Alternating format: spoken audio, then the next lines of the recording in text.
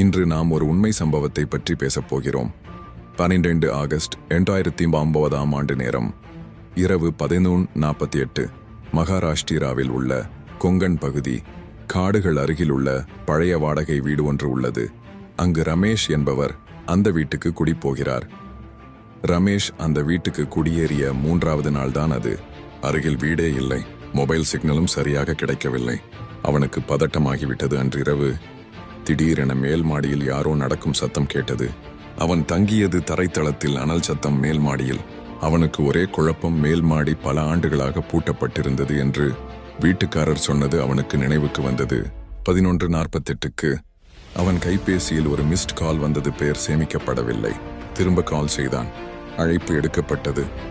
ஆனால் அப்புறம் கேட்டது அதே வீட்டின் உள்ளே இருந்து வரும் ரிங்கிங் சத்தம். அவன் பயந்து போய் யாரு என்று கத்தினான். அந்த நொடி மேல் மாடியில் இருந்து ஒரு பெண் குரல் கேட்டது. நீதான் இப்போ என் வீட்டில் இருக்கே. அந்த குரல் சொன்னது. அடுத்த நாள் காலையில் அந்த வீடு காலியாக இருந்தது. ரமேஷ் எங்கேயும் இல்லை. ஆனால் போலீஸ் கண்டது ஒன்று மட்டும்.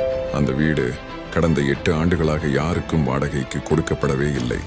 அப்போ எப்படி அவனுக்கு வீடு வாடகைக்கு விட்டது? யார் உங்களுக்கு தெரிந்தால் கமெண்ட் செய்யுங்கள். மேலும் இது போன்ற உண்மை சம்பவங்களை தெரிந்து கொள்ள நோவாய் சேனலை சப்ஸ்கிரைப் மற்றும் ஃபாலோ செய்யுங்கள். மற்றொரு வீடியோவில் சந்திப்போம்.